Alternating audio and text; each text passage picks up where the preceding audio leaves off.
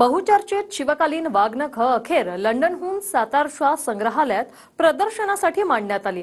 पुढची 3 वर्ष ही वाघनखं महाराष्ट्रातल्या विविध 4 संग्रहालयांमध्ये प्रदर्शनासाठी येतील. पाहूया.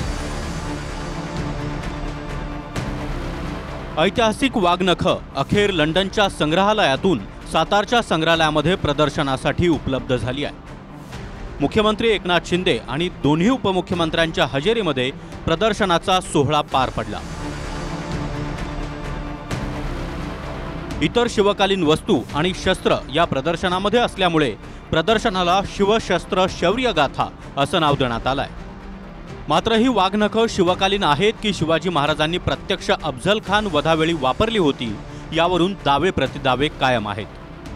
शिवाय मुंबईहून साताऱ्यामध्ये वाघनखं वाजत गाजत न आणता गुपचूप का आणली गेली, सातारच्या संग्रहालयामध्ये मागच्या दारानं प्रदर्शनात का मांडली गेली यावरून आरोप प्रत्यारोपही होत आहे. खरं तर आजचा दिवस हा तुमच्या माझ्यासाठी अभिमानाचा गौरवाचा दिवस आहे.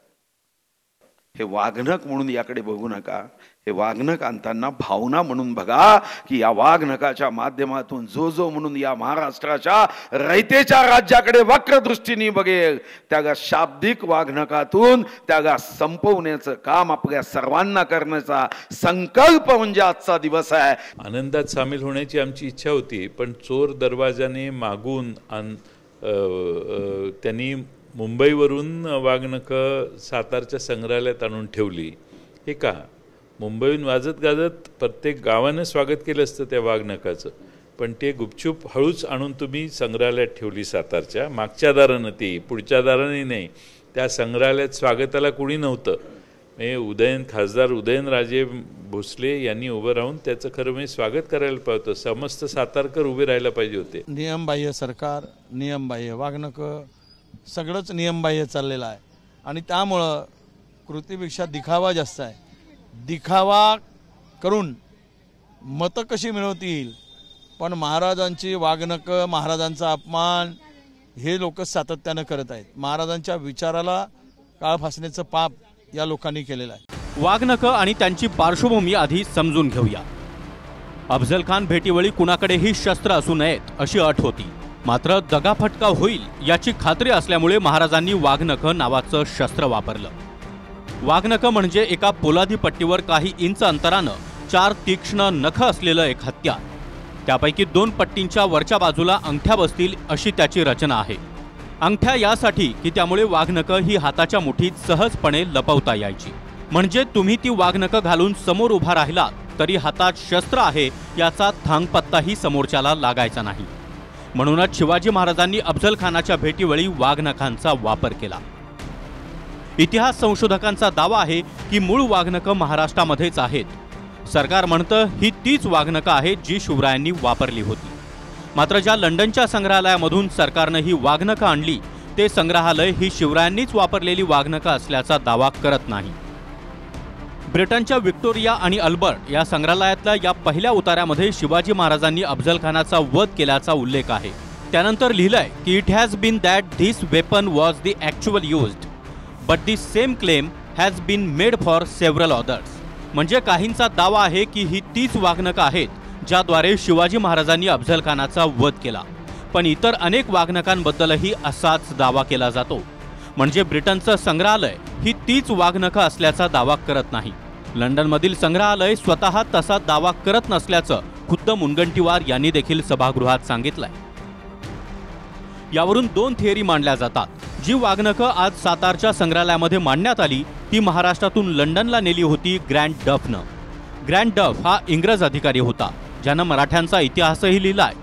ग्रँड डफ आणि सातारचे राजे प्रतापसिंह यांची मैत्री होती. त्यानिमित्त 18व्या शतकामध्ये प्रतापसिंहांनी ग्रँड डफला भेट म्हणून ही वाघनखं दिली.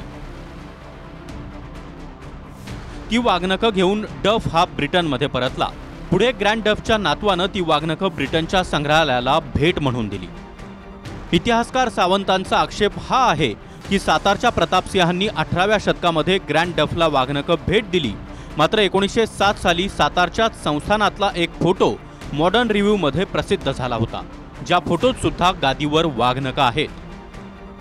त्यामुळे जर 1907 पर्यंत वाघनखं महाराष्ट्रात होती तर मग 18व्या शतकामध्ये डफनं नेलेली वाघनखं ही शिवरायांची वापरलेली वाघनखं आहेत असा दावा करणं चुकीचं असल्याचं इतिहासकार म्हणतायत। मात्र सरकारच्या मते हा दावा चूक असून ही तीच वाघनखं आहेत जी शिवरायांनी वापरली होती। तुर्तास पुढच्या 3 वर्षांसाठी ही वाघनखं भारतात असणार आहेत। सातारच्या संग्रहालयानंतर मुंबईतल्या छत्रपती शिवाजी महाराज वस्तू संग्रहालय, त्यानंतर नागपूरच्या सेंट्रल म्युझियममध्ये आणि त्यानंतर कोल्हापूरच्या लक्ष्मी विलास पॅलेसमध्ये ही वाघनखं पाहता येणार आहे। महाराष्ट्राला फसवण्याचा हा एक हेतू त्यात दिसून आला की हीच वाघनखं अफजल खान वधाच्या वेळी वापरली गेली होती अशा पद्धतीचा एक नॅरेटिव्ह हे आधी सांगण्यात आलं। मात्र त्या म्युझियमनी स्वतः सांगितलं याविषयी म्युझियमला कोणतीही खात्री नाहीये। आज सुधीर भाऊंनी ज्यावेळी मुख्यमंत्र्यांचं स्वागत केलं त्यावेळी त्यांना देखील वाघनखं दिली आहेत। आता कोणाचा कोथळा तर काढायचा नाही आहे, पण काहींच्या बुद्धीवर बुरशी आली आहे, काहींच्या बुद्धीवर जंग चढला आहे।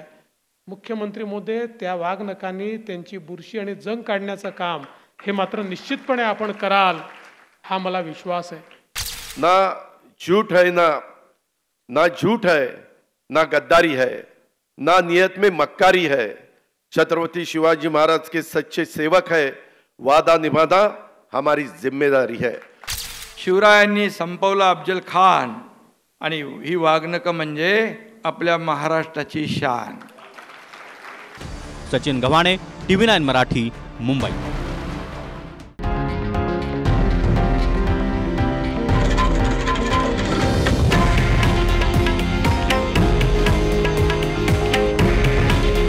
हे आहे देशातील नंबर 1 न्यूज नेटवर्क आणि आपण पाहत आहात TV9 मराठी। काळजी तुमची, हित महाराष्ट्राचं।